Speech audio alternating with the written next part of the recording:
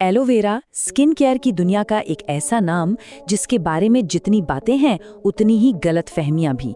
क्या इसे चेहरे पर लगाना वाकई फायदेमंद है? चलिए आज इस सच को परत दर परत समझते हैं। एक तरफ तो हम अक्सर सुनते हैं, अरे पिंपल्स हो गए, एलोवेरा लगा लो, बिल्कुल जादू की तरह काम करेगा, रात को लगाओ सुबह तक मुहासे गायब। और फिर तुरंत ही दूसरी आवाज आती है जो कहती है, कभी नहीं, पिंपल्स पर एलोवेरा भूलकर भी मत लगाना, स्किन में जलन या एलर्जी हो सकती है। तो अब इन दो बिल्कुल अलग अलग दावों में से आखिर सच क्या है? किसकी बात पर यकीन करें? आइए इस पूरे मामले की तह तक जाते हैं और तथ्यों के आधार पर इसका जवाब ढूंढते हैं। इस विषय को आसानी से समझने के लिए हम इसे 5 हिस्सों में देखेंगे। पहले समझेंगे इस उलझन को, फिर जानेंगे इसके फायदे और जोखिम, फिर देखेंगे कि पौधे से निकला जल बेहतर है या बाजार का प्रोडक्ट, उसके बाद इसे लगाने का सही तरीका क्या है और आखिर में सही समय और जरूरी सावधानियां। तो चलिए अपनी पड़ताल के पहले हिस्से से शुरू करते हैं। आखिर एलोवेरा में ऐसा क्या है, इसके फायदे और संभावित जोखिम क्या क्या हैं? देखिए, विज्ञान कहता है कि एलोवेरा में वाकई दम है। इसमें हीलिंग प्रॉपर्टीज होती हैं, मतलब ये कोलेजन प्रोडक्शन को बढ़ावा देकर मुहासों के घावों को भरने में मदद करता है। इतना ही नहीं, इसके एंटीबैक्टीरियल गुण उन बैक्टीरिया से लड़ते हैं जो पिंपल्स का कारण बनते हैं। और हाँ, एंटीऑक्सीडेंट्स भी भरपूर हैं जो फ्री रेडिकल से लड़कर झुर्रियों और डार्क स्पॉट्स को कम करने में मदद करते हैं। तो ठीक है, ये तो साफ हो गया कि एलोवेरा फायदेमंद है, लेकिन अब आता है अगला और शायद सबसे बड़ा सवाल, इस्तेमाल कौन सा करें? घर में लगे पौधे से ताज़ा जेल निकालें या बाजार से कोई प्रोडक्ट खरीद लें? पौधे से सीधे इस्तेमाल करने में एक बहुत बड़ी चुनौती है। एलोवेरा के पत्ते की ऊपरी परत के ठीक नीचे एक पीला पदार्थ होता है जिसे लेटेक्स कहते हैं, और अक्सर लोगों को जो स्किन में जलन या एलर्जी होती है उसकी मुख्य वजह यही लेटेक्स होता है। इसलिए इस लेटेक्स को हटाना सबसे जरूरी है। और इसका सही तरीका क्या है? सबसे पहले पत्ते को काटकर उसे 1-2 घंटे के लिए पानी में रखें ताकि वो पीला लेटेक्स पूरा बह जाए। फिर पत्ते को अच्छे से धोकर ध्यान से अंदर का साफ क्लियर जेल निकाल लें। आखिर में उस जेल को मिक्सर में पीसकर एकदम स्मूथ बना लें। तो फैसला कैसे लें? देखिए, घर का बना जेल बिल्कुल फ्रेश होता है, पोषक तत्वों से भरपूर और सस्ता भी। लेकिन हाँ, मेहनत लगती है और ये 10-15 दिन में खराब हो जाता है। वहीं दूसरी तरफ बाजार वाला जेल इस्तेमाल करने में बहुत आसान है और लंबे समय तक चलता है, पर वो महंगा हो सकता है और उसमें पोषक तत्व कम हो सकते हैं। चलिए मान लेते हैं कि हमने सही एलोवेरा चुन लिया है।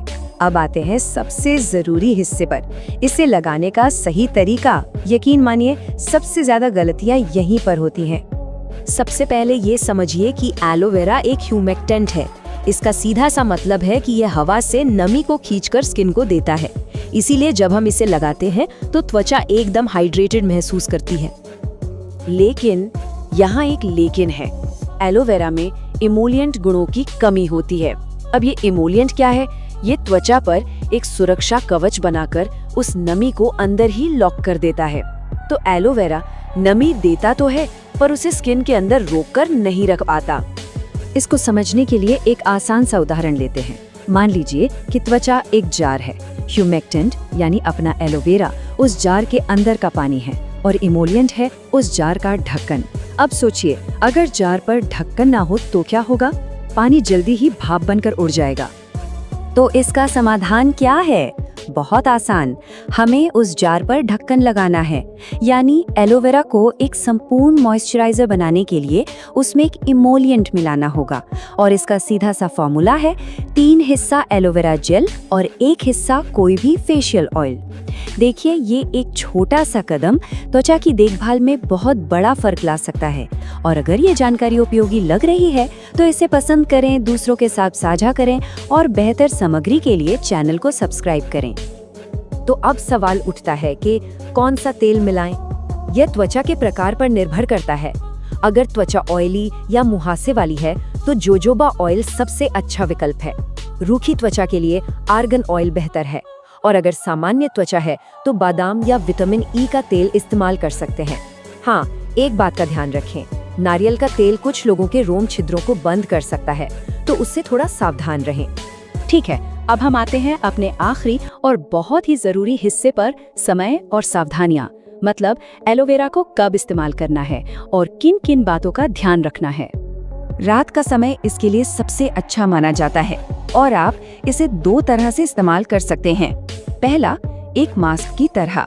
इसके लिए इसे बेसन या मुल्तानी मिट्टी में मिलाकर एक मोटी परत लगाएं और जब सूख जाए, मतलब लगभग 20-25 मिनट बाद, धो लें। दूसरा तरीका है मॉइस्चराइजर की तरह। इसके लिए तेल के साथ मिलाकर एक पतली सी परत लगाएं और इसे रात भर लगा रहने दें। एक बहुत बड़ी गलतफहमी, एक मिथ जिसे दूर करना बहुत जरूरी है। लोग सोचते हैं कि एलोवेरा एक नेचुरल सनस्क्रीन है। ये बिल्कुल गलत है। इसका SPF सिर्फ 1 या 2 होता है, जो लगभग न के बराबर है। तो इसे कभी भी गलती से भी सनस्क्रीन का विकल्प मत मानिए। अच्छा, एक और सवाल, क्या एलोवेरा लगाकर धूप में जा सकते हैं? यहाँ थोड़ा कंफ्यूजन है। देखिए, समस्या एलोवेरा से नहीं, उसमें मौजूद लैटेक्स से है। अगर जेल को ठीक से साफ किया गया है तो जोखिम बहुत कम हो जाता है, लेकिन सुरक्षा के लिए हमेशा पहले एक छोटा सा पैच टेस्ट जरूर कर लें। तो चलिए आखिर में कुछ जरूरी बातों को दोहरा लेते हैं। नंबर 1, कभी भी कच्चे पत्ते को सीधे चेहरे पर ना रगड़े। नंबर 2, ताजे जेल से हमेशा लेटेक्स निकालें। नंबर 3, अगर साफ किए हुए प्रोडक्ट से भी जलन होती है तो इस्तेमाल बंद कर दें। और सबसे जरूरी ये याद रखें कि हो सकता है एलोवेरा हर त्वचा के प्रकार को सूट ना करे। तो इस पूरे चर्चा का सार क्या निकला? बिल्कुल साफ है, एलोवेरा को हाइड्रेशन के लिए इस्तेमाल करें, उसे एक संपूर्ण मॉइस्चराइजर बनाने के लिए तेल के साथ मिलाएं, उसे सनस्क्रीन तो बिल्कुल न समझें, और हाँ, ताजे पत्तों से लेटेक्स हमेशा निकालें। अब जब पूरा ढांचा सामने है तो कोई ये कैसे तय करेगा कि एलोवेरा उनके रूटीन के लिए सही है या नहीं? इसका जवाब त्वचा के प्रकार और उसकी जरूरतों पर निर्भर करेगा।